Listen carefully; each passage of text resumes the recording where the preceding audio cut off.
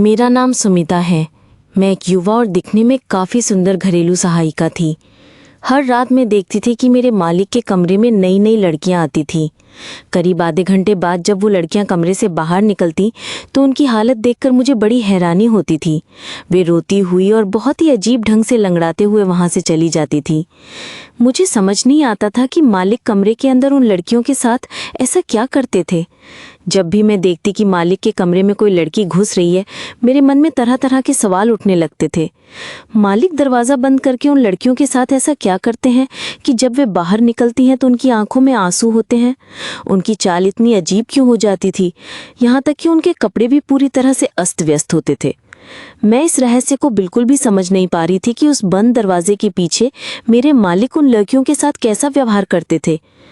उन दिनों के बाद से जब भी मैं मालिक के घर काम करने जाती, मेरी नज़रें हमेशा उस बंद दरवाजे पर ही टिकी रहती थीं। मैं सोचती थी, लड़कियां तो हंसते मुस्कुराते हुए मालिक के कमरे में जाती हैं, लेकिन जब बाहर निकलती हैं तो उनके कपड़े क्यों बिखरे होते हैं, उनकी आंखों में आंसू क्यों होते हैं और वे इस तरह अजीब ढंग से क्यों चलती हैं। मुझे तो मजबूरी में दूसरों के घर काम करना पड़ता था। हमारा परिवार इतना गरीब था कि 2 वक्त की रोटी जुटाने के लिए मुझे दूसरों के घर घरेलू सहायिका का काम करना पड़ा। फिर एक दिन जब मालिक और उनके एक दूर के रिश्तेदार ने मुझे उस कमरे में बुलाया तो अंदर जाकर मेरी आंखें तो फटी की फटी रह गईं, क्योंकि मालिक और उनके उस दोस्त ने मिलकर मेरे साथ जो किया उसे सुनकर आपकी आंखों में भी पानी आ जाएगा। जब मैं मालकिन के घर काम करती थी तो शुरुआत में मालिक और मालकिन मेरे साथ बहुत अच्छा व्यवहार करते थे। मैंने मन ही मन सोचा था कि यहाँ काम करके कुछ पैसे जमा करके सिलाई का काम सीख लूंगी ताकि मुझे फिर किसी और के घर काम न करना पड़े। लेकिन मेरा वो सपना सिर्फ एक सपना ही बनकर रह गया। असल में मेरे पिता एक बहुत बीमार व्यक्ति थे और मेरी माँ पूरा दिन उनकी सेवा में ही लगी रहती थी। इसलिए बेबस होकर मुझे ही अपने माता पिता और अपना पेट पालने के लिए दूसरों के घर काम पर जाना पड़ता था। मैंने उस समय हाल ही में 12वीं की परीक्षा पास की थी।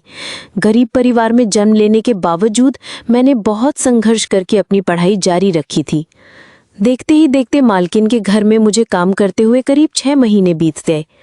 फिर एक सुबह हर दिन की तरह जब मैं मालिक के घर काम पर गई तो मैंने देखा कि एक मोटा ताज़ा तगड़ा आदमी बैठा हुआ है जिसकी उम्र मेरे अंदाजे से करीब 45 साल होगी। वह व्यक्ति मेरे मालिक और मालकिन के साथ बैठकर बातें कर रहा था। जैसे ही मैंने घर में कदम रखा, मालिक और मालकिन ने मुझे बुलाकर कहा, देखो सुमिता, ये प्रकाश बाबू हैं। ये हमारे एक खास रिश्तेदार हैं। विदेश से हमारे घर कुछ दिनों के लिए घूमने आए हैं, इसलिए आज से प्रकाश बाबू की देखभाल तुम्हारी जिम्मेदारी है। चूंकि मैं उम्र में बहुत छोटी थी, इसलिए मेरे मालिक और मालकिन मुझसे अक्सर तू कहकर ही बात करते थे। मालकिन की बात सुनकर मैंने खुशी खुशी सिर हिलाकर सहमति दी और कहा, मालकिन आप बिल्कुल चिंता मत कीजिए, मैं प्रकाश बाबू का बहुत अच्छे से ध्यान रखूंगी। उसी पल मुझे ऐसा लगा जैसे प्रकाश बाबू मुझे ही बहुत अजीब नज़रों से सिर से पांव तक देख रहे हों। मैं बहुत शर्मा गई और जल्दी से वहां से चाय के कप उठाकर रसोई की तरफ चली गई। लेकिन रसोई में जाने के बाद भी जब रसोई की छोटी सी खिड़की से मेरी नज़र प्रकाश बाबू पर पड़ी तो मैंने देखा कि वो अब भी मुझे ही घूर रहे थे। मैं कुछ समझ नहीं पा रही थी कि वो मुझे इस तरह क्यों देख रहे थे। उनकी वो नज़र मुझे बहुत असहज कर रही थी। मुझे उनका इस तरह देखना बिल्कुल भी अच्छा नहीं लगा।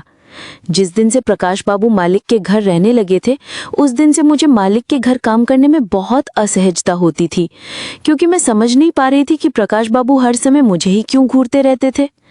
फिर एक सुबह जब मैं मालिक के घर काम करने आई तो मैंने देखा कि 4-5 लड़कियां मालिक के घर में बैठी हुई हैं।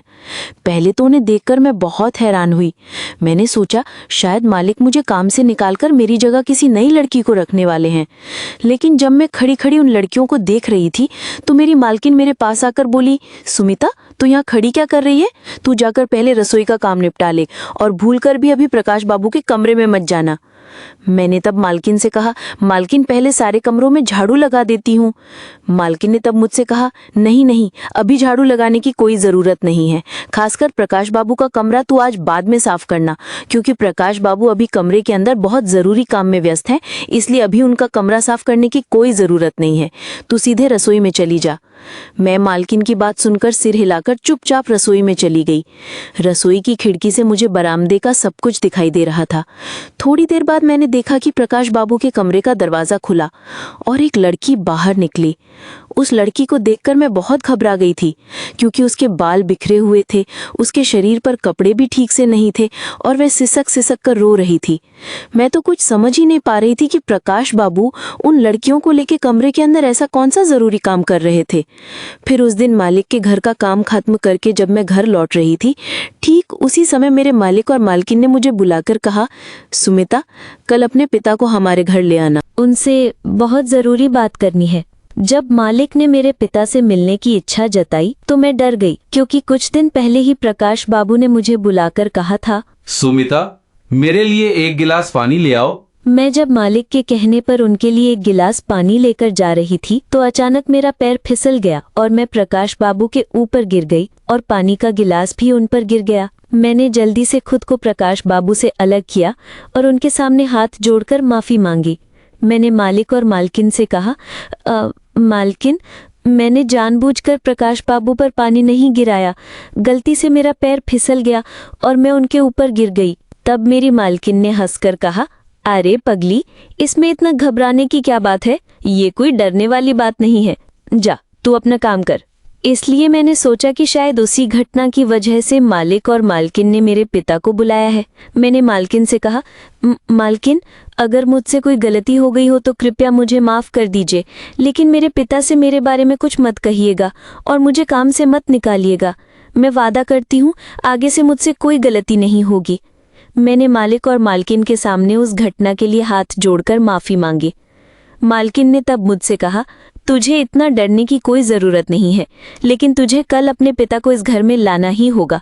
तेरे पिता से हमें बहुत ज़रूरी बात करनी है। फिर उस दिन मालिक और मालकिन की बात सुनकर मैं अपने पिता को मालिक के घर ले गई। मालिक और मालकिन ने कमरे के अंदर दरवाज़ा बंद करके मेरे पिता से बात की। मुझे नहीं पता कि उन्होंने मेरे पिता से ऐसी क्या बात की, क्योंकि मालिक और मालकिन से बात करने के बाद से मेरे पिता घर लौटकर बहुत खुश थे। यहाँ तक कि खुशी के मारे मेरे पिता तो नाचने भी लगे थे। इसके बाद जब माँ ने पिता से उनकी इतनी खुशी का कारण पूछा तो मेरे पिता ने जो कहा उसे सुनकर मैं भी बहुत हैरान हुई, क्योंकि मालिक और मालकिन ने प्रकाश बाबू के साथ मेरी शादी का प्रस्ताव रखा था। और चूंकि प्रकाश बाबू विदेश में रहते थे, इसलिए मेरे माता पिता ये सुनकर बहुत खुश हुए कि प्रकाश बाबू जैसा एक NRI और इतना अमीर लड़का मुझसे शादी करना चाहता है। लेकिन उस दिन मैंने माता पिता से कहा कि प्रकाश बाबू की उम्र तो मुझसे बहुत ज़्यादा है। तब मेरे पिता ने मुझे समझाते हुए कहा कि ये मेरा परम सौभाग्य है कि मेरी शादी प्रकाश बाबू जैसे इतने बड़े आदमी से हो रही है। चूंकि मेरे पिता के पास मुझे अच्छे घर में ब्याहने की हैसियत नहीं थी, इसलिए वो इस रिश्ते को किसी भी कीमत पर हाथ से जाने नहीं देना चाहते थे। पिता की बात सुनकर उस दिन से मैं भी मन ही मन सपने देखने लगी थी कि एक राजकुमार आकर मुझे अपनी राजकुमारी बनाकर ले जाएगा। लेकिन उन्होंने शादी में एक शर्त रखी थी। शर्त ये थी कि इस शादी में मेरे माता पिता अपनी तरफ से किसी को भी निमंत्रण नहीं दे सकते। जब पिता ने इसका कारण पूछा तो मालिक और मालकिन ने कहा कि वे बहुत अमीर और प्रतिष्ठित लोग हैं, इसलिए वे हमारे रिश्तेदारों के साथ घुल मिल नहीं पाएंगे। इसी वजह से उन्होंने हमारे रिश्तेदारों को शादी में बुलाने से मना किया था। मेरे पिता तो मालिक और मालकिन की सारी शर्तें मानने को तैयार थे, क्योंकि पिता ने मुझे और माँ से कहा, प्रकाश बाबू चाहते तो किसी भी अच्छी लड़की से शादी कर सकते थे, लेकिन सब कुछ जानने के बाद भी जब उन्होंने मुझे पसंद किया है तो मेरे पिता को प्रकाश बाबू की सारी शर्तें मानने में कोई आपत्ति नहीं थी। मैं भी ये सोचकर बहुत खुश थी कि भले ही प्रकाश बाबू की उम्र ज्यादा हो, लेकिन मेरी शादी तो उनके जैसे एक अमीर व्यक्ति से हो रही है। शादी की बात पक्की होने के 7 दिन के भीतर ही मेरी प्रकाश बाबू से शादी हो गई। चूंकि प्रकाश बाबू अरब देश से कुल 1 महीने की छुट्टी पर आए थे, इसलिए उन्होंने 1 महीना मेरे मालिक और मालकिन के घर पर ही रुकने का फैसला किया था। इसलिए शादी के बाद मुझे भी मालिक और मालकिन के घर पर ही रहना पड़ा। शादी के बाद मैंने ये सोचना छोड़ दिया कि मेरी शादी एक बूढ़े आदमी से हुई है। मैं तब सिर्फ यही सोच रही थी कि मेरी शादी एक अमीर व्यक्ति से हुई है और मुझे अब दूसरों के घर काम नहीं करना पड़ेगा। शादी के दिन सुहाग रात पर जब मैं सिर पर घूंघट डालकर बिस्तर पर बैठी थी तो मेरे मन में एक अलग ही खुशी थी। मैंने सोचा था कि मेरा पति मुझे बहुत प्यार करेगा, मेरा बहुत ख्याल रखेगा। लेकिन प्रकाश बाबू ने कमरे में आते ही मुझसे बिना कोई बात किए सीधे मुझ पर अपनी इच्छा पूरी कर ली। उस पल मैं अपने बूढ़े पति का ऐसा उग्र व्यवहार देखकर हैरान रह गई। मुझे ऐसा लग रहा था कि उन्होंने शायद सिर्फ अपनी हवस मिटाने के लिए ही मुझ जैसी एक कम उम्र की लड़की से शादी की थी।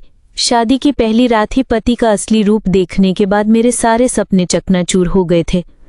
फिर भी मैंने ये सोचकर सब कुछ स्वीकार कर लिया कि जो होना था वो तो हो गया। अगले दिन सुबह जब मैं पति के लिए रसोई में चाय बनाने गई तो मालकिन ने मुझे देखते ही कहा, सुमिता, तू अब रसोई में क्या कर रही है? रसोई से निकलकर पहले मेरा कमरा साफ कर। मैं तो मालकिन के बात करने का तरीका देखकर हैरान रह गई थी, क्योंकि मालकिन ने मुझे उस घर की बहू माना ही नहीं। वो तो मुझे पहले की तरह ही नौकरानी समझती थी। यहाँ तक कि उस घर में पति के साथ 3-4 दिन बिताने के बाद ही मैं साफ साफ समझ गई थी कि मेरे मालिक और मालकिन मुझे अब भी अपने घर की नौकरानी ही मानते हैं। तब भी मैं उनके इस षड्यंत्र की गहराई को समझ नहीं पाई थी। जिस दिन से शादी करके मैं इस घर में आई थी, उस दिन से मेरे पति ने मुझे कभी अपनी पत्नी का दर्जा नहीं दिया। वो तो जब तब मुझ पर अपनी मर्जी चलाते थे और अपने सारे निजी काम जैसे जूते साफ करना, कपड़े धोना और प्रेस करना सब कुछ मुझसे ही करवाते थे। घर के बाकी सारे काम तो मुझे करने ही पड़ते थे। शादी के 7 दिन बाद मुझे ये समझने में देर नहीं लगी कि वे सब मुझे सिर्फ एक नौकरानी ही समझते थे। रात होते ही मैं चाहे किसी भी हाल में रहूं, मेरा पति मेरा हाथ पकड़कर कमरे में खींच ले जाता और सिर्फ अपनी इच्छा पूरी करता था। दिन ब दिन मैं शारीरिक रूप से इतनी कमजोर हो गई थी कि मेरी आंखों के नीचे काले घेरे पड़ गए थे। इस तरह जब 1 महीना बीत गया तो एक दिन अचानक मेरे पति ने मेरे हाथ में एक कागज थमा दिया और कहा कि उसने मुझे तलाक दे दिया है। अचानक तलाक का नाम सुनकर मैं बहुत घबरा गई और पति के हाथ पैर पकड़कर बोली, आप ये क्या कह रहे हैं? आप मुझे तलाक नहीं दे सकते। मैं आपकी पत्नी हूँ।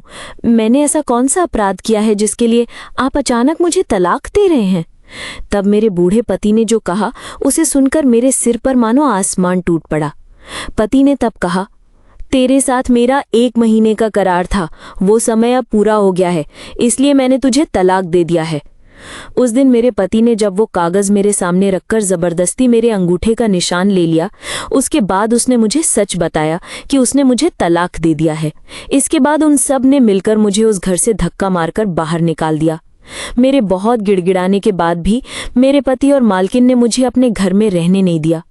यहाँ तक कि जिस दिन पति ने मुझे तलाक दिया, उसके अगले ही दिन सुबह वो अरब देश वापस चला गया। मुझे अपने साथ ले जाना तो दूर की बात थी, वो तो मुझे तलाक देकर चला गया था। उस दिन जब उन्होंने मुझे घर से निकाल दिया तो मैं बेबस होकर रोते रोते फिर से अपने पिता के घर लौट आई।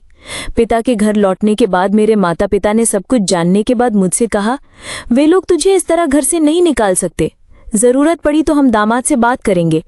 इसके बाद मेरे पिता जब मालिक और मालकिन के घर मेरे पति से बात करने गए तो वहां से लौटने के बाद उनके मुंह से सच सुनकर हमारे पैरों तले जमीन खिसक गई। मेरा पति मुझे तलाक देकर अरब शहर जा चुका था और उसने सच में सिर्फ 1 महीने के लिए अपनी इच्छा पूरी करने के लिए ही मुझसे शादी की थी और कुछ नहीं। उस दिन मालिक के घर से लौटने के बाद मेरे पिता का व्यवहार बहुत अजीब था। पिता ने मालिक के घर से लौटकर मुझसे जो कहा उसे सुनकर मैं और मेरी माँ हम दोनों ही बहुत हैरान हुए। एक तो मेरे साथ इतना कुछ हो जाने के बाद मैं बहुत ज्यादा मानसिक तनाव में थी। मुझे तब कुछ भी अच्छा नहीं लग रहा था। कोई इंसान इतना नीचे कैसे गिर सकता है कि सिर्फ अपनी शारीरिक जरूरतें पूरी करने के लिए मुझ जैसी एक गरीब और असहाय लड़की की जिंदगी बर्बाद कर दे। उधर मेरे पिता घर आकर मुझसे बोले, देख सुमिता, जो होना था सो हो गया, इसलिए अब दुखी होने से कोई फायदा नहीं है। मैं तेरे लिए फिर से एक अच्छे घर में शादी तय करूंगा। जब मेरे पिता ने मेरी दूसरी शादी की बात की तो मैंने साफ साफ पिता से कह दिया कि मैं दोबारा शादी नहीं करूंगी। यहाँ तक कि मेरी माँ ने भी तब पिता से कहा, तुम्हारा दिमाग खराब हो गया है क्या? बेटी अभी कितने दुख में है और तुम उसकी दूसरी शादी की बात कर रहे हो? उसकी मानसिक हालत के बारे में एक बार सोचा है? पिता ने तब मेरी माँ से कहा, देखो, मैं एक बीमार आदमी हूँ, मैं कब इस दुनिया को छोड़कर चला जाऊं इसका कोई भरोसा नहीं है। इसलिए मैं जो भी कर रहा हूँ अपनी बेटी की भलाई के लिए ही कर रहा हूँ। मैं अपनी बेटी को इस हाल में नहीं देख सकता, इसीलिए मैं चाहता हूँ कि मेरी बेटी जिंदगी में आगे बढ़े, इसलिए मैं उसकी दूसरी शादी करवाना चाहता हूँ। मैंने तो कभी सपने में भी नहीं सोचा था कि मेरे अपने पिता ही मेरी जिंदगी इस तरह खत्म कर देंगे। इसके बाद मेरे पिता ने फिर से एक बूढ़े आदमी के साथ मेरी दूसरी शादी तय कर दी। शादी तय होने के 2 दिन बाद मैंने और माँ ने पिता के बारे में एक ऐसा सच जाना जिसे जानकर हमारे पैरों तले जमीन खिसक गई। मेरी माँ ने उस दिन अपनी पुरानी संदूक खोली थी शादी का कुछ सामान निकालने के लिए। तब उन्होंने देखा कि संदूक के अंदर कपड़ों के नीचे नोटों की कई गड्डियां रखी थीं। हमारे अंदाजे के मुताबिक वहां करीब 2 से 3 लाख रुपए थे। माँ तो इतने सारे पैसे देखकर हैरान होकर मुझे बुलाने लगी। मैं भी इतने पैसे देखकर चौंक गई थी। इसके बाद जब पिता घर लौटे तो माँ ने उन पैसों के बारे में मेरे पिता से पूछा। पिता तो पहले सच बताने को तैयार ही नहीं थे, लेकिन जब मेरी माँ ने पिता पर बहुत दबाव डाला तो पिता ने मजबूर होकर चिल्लाते हुए कहा कि उन्होंने इस बार 3 लाख रुपए के बदले में मुझे 1 महीने के लिए मेरे इस दूसरे होने वाले पति के हाथों में बेच दिया है। ठीक उसी तरह जैसे मेरे पहले पति ने 1 लाख रुपए के बदले में मुझे 1 महीने के लिए शादी की थी सिर्फ अपनी जरूरतें पूरी करने के लिए, इस बार भी मेरे पिता ने जिस आदमी के साथ मेरी शादी तय की थी वो भी एक एनआरआई था। पिता के मुंह से ये भयानक सच सुनकर मेरे सिर पर मानो आसमान टूट पड़ा। मेरे अपने पिता सिर्फ पैसों के लालच में मेरी जिंदगी बर्बाद कैसे कर सकते थे, मुझे यकीन ही नहीं हो रहा था। इसके बाद जब मेरी माँ ने पिता से इसका असली कारण पूछा कि पिता ने मेरे साथ ऐसा क्यों किया, तो पिता ने कहा, मैं एक असहाय इंसान हूँ, मुझ में इतनी हिम्मत नहीं है कि मैं अपनी इकलौती बेटी की शादी एक अच्छे घर में कर सकूं, इसलिए मैं इस तरह बेटी की शादी करवाकर पैसे जमा कर रहा था। मैंने सोचा था पिछले पैसे और इस बार के पैसे मिलाकर अपनी बेटी की शादी एक अच्छे घर में करवा दूंगा। मैंने जो कुछ भी किया अपनी इकलौती बेटी की भलाई के लिए ही किया है। ये कहकर मेरे पिता मेरे पैर पकड़कर रोने लगे और मेरे सामने हाथ जोड़कर बोले, बेटी, मैं तेरा एक लाचार बाप हूँ। मुझ जैसा बेबस बाप शायद इस दुनिया में कोई और नहीं होगा, लेकिन मैंने मजबूर होकर तेरे भविष्य के बारे में सोचकर ही ये पाप किया है। मुझे माफ कर दे बेटी। पिता के मुंह से सब कुछ सुनने के बाद मैंने पिता को गले लगाकर कहा, आप खुद को बिल्कुल असहाय मत समझिए और मैं आप लोगों को छोड़कर कहीं नहीं जाऊंगी, इसलिए मेरी शादी की बिल्कुल चिंता मत कीजिए।